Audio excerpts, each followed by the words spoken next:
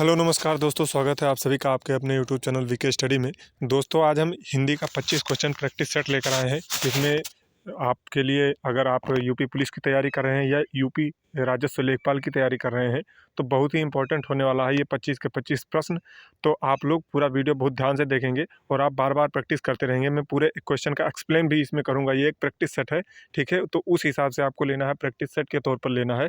तो आप तैयारी कहीं से भी करें, आपको प्रैक्टिस सेट जरूर करना है और मैं रोज़ इसी तरह से आपके लिए प्रैक्टिस सेट लेकर आता रहूँगा। आप प्रैक्टिस जरूर करें, ठीक है। तो चलिए वीडियो शुरू करते हैं। क्वेश्चन है पहला कि उसका हृदय इतना कोमल है कि मित्र तो क्या वह अपने डैश डैश यहाँ पे दिया हुआ है को भी चोट नहीं पहुँचा सकता। इसमें आपको रिक्त स्थानों की पूर्ति करना है। ये पहले ही 1 और 2 में निर्देश दिया हुआ है। पहला नंबर जो है, पहला और दूसरे क्वेश्चन में रिक्त स्थान की पूर्ति करना है। तो आप ऐसे ही देखेंगे, यहाँ क्या भरेंगे, शत्रु भरेंगे। उसका हृदय इतना कोमल है कि मित्र तो क्या वह अपने शत्रु को भी चोट नहीं पहुँचा सकता है, ठीक है। तो इसको आप इन द सेंस पढ़ेंगे तो आपको समझ में आ जाएगा, ठीक है। देश की रक्षा के लिए प्रत्येक नागरिक को रहना चाहिए, क्या रहना चाहिए, उद्यत रहना चाहिए। प्रबुद्ध नहीं होता है, संबद्ध नहीं होता है, उद्घृत नहीं होता है, तो ये उद्यत होता है। ऑप्शन सी राइट हो जाएगा, ठीक है। ये जो सिंपल सिंपल है उसमें कोई नहीं, जहां आपको कन्फ्यूजन होगा वहां मैं आपको पूरा एक्सप्लेन कर दूंगा, ठीक। अरविंद शब्द का पर्यायवाची शब्द बताइए, ठीक। आपको पर्यायवाची बताना है तो अरविंद का क्या होता है, कमल होता है। और कमल का बहुत सारे पर्यायवाची हैं, जो जैसे अरविंद है, पंकज है, जलज है, नीरज है, ये सभी कमल के पर्यायवाची हैं। यहाँ पे आपको देख लीजिए, सरोज, जलज, अलज, अरविंद और मृणाल, ये आपको ध्यान रखना है। ये बाकी सब तो कॉमन है, लेकिन ये अलज जो है और ये मृणाल जो है, ये आपको ध्यान रखना है कि ये पंकज का ही पर्यायवाची होता है, ठीक है।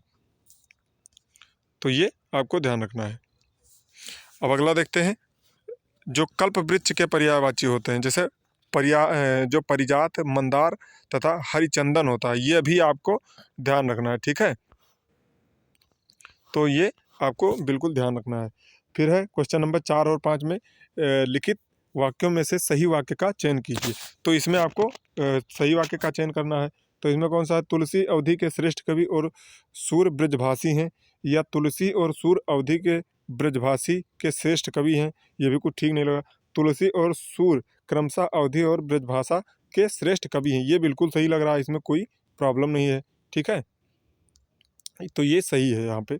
और फिर इसी प्रकार यहाँ पे देख सकते हैं, नेक्स्ट है कि जीवन और साहित्य का घोर संबंध है, ये बिल्कुल सही नहीं लग रहा। घोर नहीं होना चाहिए, घोर नहीं होता है, ठीक है। तो घोर नहीं होता है, इसलिए ये गलत है। फिर है जीवन और साहित्य का अगाध संबंध है, ये भी गलत है, ठीक। अब अगला देखेंगे, इसका जो बाकी का है, 2 और ऑप्शन यहाँ पे चले आए हैं, ठीक है। जीवन और साहित्य का घनिष्ठ संबंध है, ये बिल्कुल सही है। संबंध घनिष्ठ होता है, ठीक है, ये आपको ध्यान रखना है। तो यहाँ पे ऑप्शन सी राइट हो जाएगा, ठीक। फिर है राजा सेवक को कंबल देता है, वाक्य में रेखांकित पद में कौन सा कारक है। यहाँ पे जो रेखांकित है वो छूट गया है, ठीक है। यहाँ पे रेखांकित होता है कंबल देता है, तो इसमें कौन सा कारक है। तो आपको पता है कि जहाँ दान देने की बात, अगर राजा अगर दे रहा है तो वो सेवक को दे रहा है, तो वो दान ही दे रहा है, वापिस नहीं लेने वाला है, ठीक है। तो यहाँ आपको देखकर जो जो कारक की विभक्ति होती है, तो कर्म नहीं लगाएंगे, कि क्योंकि आपने पढ़ रखा है, रट रखा है, कर्ता ने कर्म को करण से द्वारा संप्रदान के लिए अपादान से अलग संबंध काकी के नानी रे रारी रे अधिकरण में पर, ये आपको ये अपवाद वाला यहाँ पे पूछा गया है, वो ठीक है, लेकिन जो अपवाद हैं वो आपको ध्यान रखना है, ठीक है। तो यहाँ जो है राजा सेवक को कंबल देता है, इसमें कौन सा है, संप्रदान कारक है, ठीक है। जब कभी जो दिया जाता है हमेशा के लिए दिया जाए तो वहाँ पे संप्रदान कारक हो जाता है, ऑप्शन डी राइट हो जाएगा, ठीक। फिर है प्रश्न संख्या 7 और 8, लिखित लोकोक्तियों मुहावरों के सही अर्थ चुनकर बताइए। दिया हुआ है कि खिसियानी बिल्ली खंभा नोचे, तो इसका अर्थ क्या होता है कि शर्मिंदा भी हो गए और बेकार में क्रोध भी कर रहे हैं, गुस्सा भी रहे हैं, मतलब आप अपने आप को हार नहीं मान रहे हैं, ठीक है। इस तरह से जैसे होता नहीं है कहीं कहीं कि समाज में आप शर्मिंदा हो गए लेकिन अब आप क्रोध कर रहे हैं, तो ये ऑप्शन सी इस तरह से राइट हो जाएगा। किसी बात पर शर्मिंदा होकर क्रोध करना, व्यर्थ का ही क्रोध करना, ठीक है। फिर है यहाँ पे वाक्य प्रयोग करके भी दे दिया गया है, आप इससे और ज़्यादा बढ़िया से समझ पाएंगे कि राम के पढ़ाई न करने की वजह से वह परीक्षा में अनुत्तीर्ण हुआ, अब वह खिसियानी बिल्ली खंभा नोचे की तरह व्यवहार कर रहा है, ठीक है। तो ये आप इस तरह से समझ सकते हैं, ठीक है। फिर यहाँ पे है काठ की हांडी बार बार नहीं चढ़ती, ठीक है। तो दुर्भाग्य की मार बार बार नहीं होती, बुरे दिन हमेशा नहीं रहते, छल कपट का व्यवहार हमेशा नहीं चलता। तो ये इसका राइट आंसर हो जाएगा, छल कपट का व्यवहार हमेशा नहीं चलता है, ठीक है। यहाँ पे देख सकते हैं, यहाँ वाक्य प्रयोग भी करके दिया गया है। राहुल को दोबारा चोरी करने पर पुलिस द्वारा पकड़ लिया गया, इसलिए कहते हैं कि काठ की हांडी बार बार नहीं चढ़ती, ठीक है। तो विकल्प सी सही है, ठीक है। अब यहाँ पे आपको नेक्स्ट क्वेश्चन है जो यहाँ पे है कि खूंटी शब्द का बहुवचन बताइए। तो खूंटी का बहुवचन आपको बताना है, ठीक है। खूंटी का बहुवचन क्या होता है? खूंटियाँ होता है। तो ये आपको ध्यान रखना है, खूंटियों नहीं होता, खूंटियों नहीं होता है, खूंटियाँ होता है। ऑप्शन बी राइट होता है, ठीक है। ईकारांत मतलब क्या होता है? जैसे यहाँ पे दिया हुआ है, ईकारांत स्त्रीलिंग एकवचन शब्दों को बहुवचन बनाने के लिए अंतिम ई को हस्व करके इया जोड़ देते हैं, जैसे कि खूंटी या फिर इया इसमें जोड़ दिया गया है। तो खूंटियाँ, सखी का सखियाँ, थाली का थालियाँ। ई कारांत मतलब क्या? जिसमें अंत में ई लगकर खत्म हो और वो एक वचन है, तो उसको बहुवचन में कन्वर्ट करने के लिए हम या का मतलब ये चांद बिंदी वाला शब्द लगा देते हैं, यहाँ पे ये जोड़ देते हैं। अगर जोड़ेंगे तब वो इस तरह से हो जाएगा, जैसे कि नदी होता है, वो उसका भी छोटी का मात्रा लगता है बाद में दा पे, तो ये वो ई का रांत हो गया, नदियाँ हो जाएगा उसका। खूंटी का है, खूंटियाँ हो जाएगा। घड़ी होता है, इसी तरह घड़ियाँ हो जाएगा, ठीक है। तो इसी तरह से आप बहुत सारे एग्जाम्पल आप अपने मन में सेट कर सकते हैं और आप समझ सकते हैं। उम्मीद है ये आप समझ गए होंगे कि ये ई का रांत क्या होता है। इसी तरह से आ का रांत होता है। जब कभी उस पर क्वेश्चन आएगा तब मैं वो भी आपको इसी तरह से एक्सप्लेन कर दूंगा, ठीक है। नेक्स्ट देखते हैं, निम्नलिखित अनेकार्थी शब्द का दूसरा अर्थ बताइए। तो अज, अजन्मा, ये दो शब्द दिया हुआ है, ठीक है। इसका तीसरा शब्द क्या होता है? वो होता है ईश्वर। अजन्मा यानी ईश्वर जिसका जन्म ना हुआ हो। तो जन्म किसका नहीं हुआ? ईश्वर का ही नहीं हुआ है। इस तरह से आप इसको याद रखेंगे कि अज अजन्मा अर्थात ईश्वर का होता है, ठीक है। तो ये ईश्वर ऑप्शन सी सही हो जाएगा। फिर है, निम्नलिखित में से कौन सा शब्द वर्तनी की दृष्टि से शुद्ध है? शुद्ध पूछा है वर्तनी की दृष्टि से, तो प्रतिनिधि नहीं होता है, प्रतिनिधि नहीं होता है, प्रतिनिधि नहीं होता है और प्रतिनिधि होता है। ऑप्शन डी एकदम करेक्ट है, ठीक है इसमें। फिर है, प्रश्न संख्या 12 और 13 में लिखित शब्दों में विलोम शब्द चुनिए। तो कृष शब्द का क्या होता है? कृष्ट, कृष मतलब होता है एकदम दुबला पतला, जो अभी मतलब कभी देखते नहीं है गांव में बूढ़े बुजुर्ग हो जाते हैं तो डंडा लेकर उसके सहारे ऐसे ऐसे चलते हैं कि अभी आप देखेंगे तो कहेंगे कि थोड़ा गिर भी जाए तो समझो चल बसेंगे, ठीक है। तो इस तरह से होता है दुबला पतला। तो उसका क्या होता है विलोम? उसका होता है हष्ट पुष्ट, ठीक है। ऑप्शन ए एकदम राइट हो जाएगा, ठीक। फिर है अल्पज्ञ। अल्पज्ञ का क्या होता है? विलोम पूछा है इसमें अल्पज्ञ का। तो अल्पज्ञ का होता है सर्वज्ञ, ठीक है, जो सब कुछ जानता हो। अल्पज्ञ मतलब जो थोड़ा जानता हो और सर्वज्ञ मतलब जो सब जानता हो, ठीक है। तो इस तरह से आप उसको याद रखेंगे। अभिज्ञ का जो होता है वो अनभिज्ञ होता है।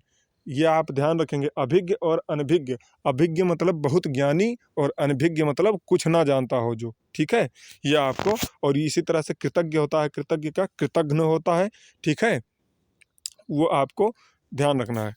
कृतज्ञ का अर्थ होता है कि उपकार मानने वाला, और कृतज्ञ का होता है जो वो उपकार ना मानने वाला, ठीक है। वो आपको ध्यान रखना है।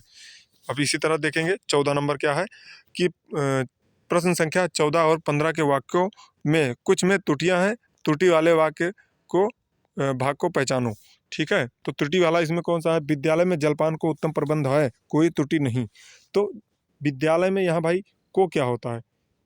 उत्तम प्रबंध है, ठीक है। विद्यालय में जलपान को नहीं, जलपान का होता है, ठीक। यहाँ का आएगा, ठीक है। तो कौन सा भाग हुआ? जलपान को जहाँ पे है वही सही हो जाएगा हमारा right answer. Option B right हो जाएगा, ठीक। फिर है नंबर 14, 14 हो गया। 15 है, मुझे रेलगाड़ी में यात्रा करना अच्छी लगती है। हाँ भाई, अच्छी लगती है, अच्छी नहीं लगती है, अच्छा लगता है, ठीक है। मुझे रेलगाड़ी में यात्रा करना अच्छा लगता है, ठीक है। तो इसका राइट आंसर हो जाएगा ऑप्शन सी, जो हमारा बिल्कुल करेक्ट है। फिर है यहाँ पे 16 नंबर हम देख लेते हैं। 16 नंबर कौन सा है कि करुण रस का स्थायी भाव क्या है? तो करुण रस का स्थायी भाव क्या होता है? इसका स्थायी भाव होता है शोक। शोक क्या? जैसे करुण मतलब क्या? रोना, जब आपको दुख होगा, शोक होगा, तभी तो आप रोएंगे। इस तरह से आप याद रखेंगे कि करुण रस का अस्थायी भाव होता है शोक। ठीक है, बाकी आप पूरा एक्सप्लेन पढ़ने जाएंगे तो रति होता है श्रृंगार रस का होता है, उत्साह जो होता है वो वीर रस का होता है, हास्य होता है वो हास्य रस का होता है। ठीक है, इस तरह से आप याद रखेंगे। इसमें विकल्प ए राइट है। मैं खाना खा चुका था, इस वाक्य में कौन सा भूतकालिक भेद है? मैं खाना खा चुका था, ठीक है, तो ये पूर्ण भूत है। तो मैं खाना खा चुका था पूर्ण भूत है। ठीक है, संदिग्ध भूत कौन सा है? जो बीत गया लेकिन उसमें संदेह है। ठीक है, जैसे कोई चीज़ कह दे कि अभी आपसे कह दे कि आप एक शब्द बोलेंगे, एक वाक्य अगर बोलेंगे कि शायद वह नहा रहा था, ठीक है, तो ये भूतकाल में ही है, लेकिन आप एकदम एग्जैक्ट नहीं कह सकते हैं, उसमें संदेह ही है कि शायद वह नहा रहा था। इसमें इस तरह से वाक्य आएंगे। ठीक है, ठीक है। और आसन्न भूत कौन सा होता है? जो अभी अभी भूत में गया है, वर्तमान से ही अभी अभी भूत में ही गया है। ठीक है, पूर्ण वर्तमान या आसन्न भूत एक ही होता है। ठीक है, इसको आप ध्यान रखेंगे। ठीक, नेक्स्ट देखते हैं। क्वेश्चन नंबर है 18। निम्नलिखित में से कौन सा शब्द तत्सम है? ठीक है, तो इसमें तत्सम कौन सा है? अग्र है। इसका तद्भव कौन सा होता है? आगे होता है। ठीक है, ये आपको ध्यान रखना है। ऑप्शन बी राइट हो जाएगा। यहाँ पे कुछ तत्सम और तद्भव दिया भी है, तो इसको आप याद रखना है कि आँख का अक्षी होता है और आगे का अग्र होता है, आग का अग्नि होता है और आज का अद्य होता है। ठीक है, ये आपको ध्यान रखना है कि आज का अद्य होता है, ये ध्यान रखना है। ठीक, अगला देखते हैं कौन सा है। 19 नंबर है। ठठेरा शब्द का लिंग परिवर्तित कीजिए, यानी स्त्रीलिंग बनाइए, आपको ये बताना है। तो ठठेरा का क्या होता है? ठठेरिन होता है। ठीक है, ये ठठेरा का ठठेरिन होता है, ठठेरी नहीं होता है, ना ठठेरनी होता है, ना ठठारी होता है। ठीक है, इसी तरह से कभी पूछ लेता है लोहार का क्या होता है, तो लोहार का लोहारिन होता है। पंडित का क्या होता है? तो पंडित का पंडिताइन होता है। ठीक है, इसी तरह से आपको याद रखना है। ठीक है, मास्टर का क्या होता है? मास्टर का मास्टराइन होता है। ठीक है, मास्टरनी नहीं होता है। आम बोलचाल की भाषा में आप बोल देते हैं मास्टरनी, लेकिन वो मास्टराइन होता है, क्योंकि हमें आइन जोड़ना होता है। आइन जो इस तरह से लिखा जाता है, आइन, ये हम जोड़कर बनाते हैं। ठीक है, स्त्रीलिंग कुछ शब्दों में। ठीक, अभी आगे देखते हैं कौन सा है। यहाँ पे कुछ दिया भी हुआ है, देख लीजिए। कहार का कहारिन, सुनार का सुनारिन, ठठेरा का ठठेरिन। ठीक है, फिर है क्वेश्चन नंबर 20 और 21 में लिखित वाक्यों में के लिए एक शब्द चुनिए। तो पर्वत की तलहटी, पर्वत की तलहटी क्या होता है? उपत्यका होता है, उपत्यका। पर्वत की तलहटी को उपत्यका कहते हैं। ठीक है, ये आपको ध्यान रखना है। अब अगला देखते हैं। घाटी का अर्थ, इसमें घाटी नहीं लगाना है। देखिए, घाटी का अर्थ क्या होता है कि दो पर्वतों के लिए साँकरा मार्ग। ठीक है, घाटी जैसे दो पर्वत हैं, उनके बीच में इस तरह से मान लीजिए दो पर्वत है, मैं आपको यहाँ पे बना के दिखा देता हूँ। जो जैसे ये मान लीजिए कि ये एक पर्वत है, ये एक पर्वत है। ठीक है, ऐसे एक पर्वत है, तो इसके बीच में जो मार्ग होता है उसे घाटी कहते हैं। आप कोई भी घाटी देखे होंगे, जैसे कुल्लू घाटी देखे होंगे, या उत्तराखंड में बहुत सारी घाटियाँ हैं, तो वो सब ये दो दो पर्वतों के बीच में जो बसा होता है, ये होता है घाटी। ठीक है, और जो पर्वत की जो तलहटी होती है उसे उपत्यका कहते हैं। ठीक है, ये आप ध्यान रखेंगे। नेक्स्ट है क्वेश्चन नंबर 21। कंजूसी से धन व्यय करने वाला, कंजूसी से धन व्यय करने वाले को क्या कहते हैं? कृपण कहते हैं। ठीक है, कृपण। और मितव्ययी क्या कौन होता है? जो कम खर्चा करे। ठीक है, और मितव्ययी जो सोच समझ कर खर्चा करे, लेकिन मतलब कम खर्चा करता है। ठीक है, और अल्पव्ययी का होता है कल्प, यहाँ पे देख लीजिए, यहाँ पे दिया हुआ है कि कृपण होता है कंजूसी से धन व्यय करने वाला, और मितव्यय होता है सोच समझ कर धन व्यय करने वाला, और अल्पव्ययी होता है कम खर्च करने वाला। तीनों में फर्क है। मितव्ययी होता है वो खर्च करता है, लेकिन सोच समझ कर खर्च करता है, बिना मतलब का खर्च नहीं करता है। और जो अल्पव्ययी होता है वो कम खर्च करता है। ठीक है, नेक्स्ट देखते हैं। निम्नलिखित में से कौन सा तद्भव शब्द है? तो ये अमीय यहाँ पे है, जो तद्भव शब्द है। अमीय का अर्थ क्या होता है? जो तद्भव शब्द पूछा है यहाँ पे, देख लीजिए। तद्भव इसमें यहाँ क्या हुआ है, पूरा एक्सप्लेन में दिया हुआ है। निम्नलिखित विकल्पों में से कपूत तद्भव शब्द है तथा इसका तत्सम कुपुत्र होता है। और अमीय कौन सा होता है इसमें? विकल्प ए सही है, यहाँ पे ए सही है। हाँ, कपूत भी ठीक है, उलूक भी। अमीय का अमृत होता है। ठीक है, अमेय अमृत, हाँ, अमेय का अमृत होता है जो तत्सम होता है। अमृत आप बोलचाल की भाषा में बोलते हैं, और अमेय होता है उसका यानी तत्सम जो होता है वो अमेय होता है, और तद्भव जो होता है वो अमृत होता है। और कपूत का जो है ये तद्भव है। बोल देते हैं, आप गांव में सुनते होंगे कि कपूत है, या कपूत या सपूत, ये दोनों जो है तद्भव होते हैं। और इसका तत्सम तत्सम जो होता है वो कपूत का कुपुत्र होता है और सुपूत का सुपुत्र होता है। ठीक है, तो ये आप ध्यान रखेंगे। नेक्स्ट है 23 नंबर, देशांतर में कौन सा समास है? देशांतर में, ठीक है, तो देशांतर में कर्मधारय है। कैसे? अब इसका पूरा जो जो विग्रह करेंगे, समास विग्रह करेंगे, तो पूरा क्या होगा? देशों के बीच है जो अंतर, अर्थात देशांतर, देशों के बीच। तो है जो या और बीच में आ जाए, या है जो आ जाए, या के समान आ जाए, तो वहाँ पे कर्मधारय समास होता है। ठीक, फिर है 23 के बाद है 24 नंबर। 24 यहाँ पे है कि अंबर पनघट में डुबो रही तारा घट उषा नागरी में कौन सा अलंकार है? तो यहाँ पे ऑप्शन बी राइट हो जाएगा, रूपक अलंकार है। ठीक है, यहाँ पे सीधा बता दिया गया है अंबर पनघट, जो अंबर के पनघट में, ठीक है, जैसे डायरेक्ट बता दिया जाए। मैंने इससे वीडियो पहले वाले में आपको एक्सप्लेन भी किया हुआ है, सेम में क्वेश्चन आ गया था, रिपीटेड है, मैंने पिछले वीडियो में आपको बताया हुआ है।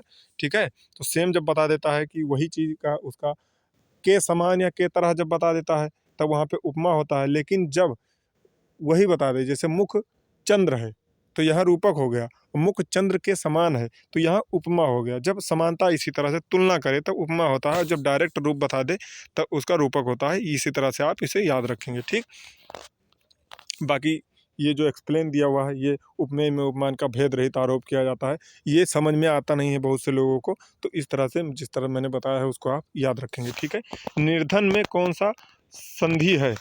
ठीक है, ये आपको बताना है निर्धन में कौन सा। तो निर्धन आपने कभी देखा होगा, निह प्लस धन लिखा होता है इस तरह से, निह प्लस धन।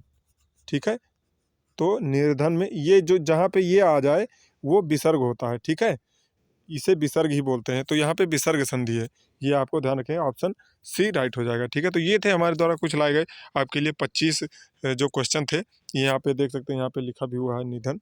ठीक है, तो ये 25 क्वेश्चन आप लोगों के लिए थे, बहुत ही इंपॉर्टेंट थे। आप अगर लेखपाल में और यूपी पुलिस कांस्टेबल में आप अपना एक सीट तय करना चाहते हैं, तो आपको ये प्रैक्टिस सेट डेली करना चाहिए, और मैं डेली 9 बजे आपको ये प्रैक्टिस सेट अपलोड कर देता हूँ। ठीक है, डेली मैं आप के लिए लेकर आता हूँ। और आप लोग को ये वीडियो अगर पसंद आए तो वीडियो को लाइक कीजिए और चैनल को सब्सक्राइब कीजिए। ठीक है, मैं आप लोग के लिए मेहनत करता हूँ, और आप लोग अगर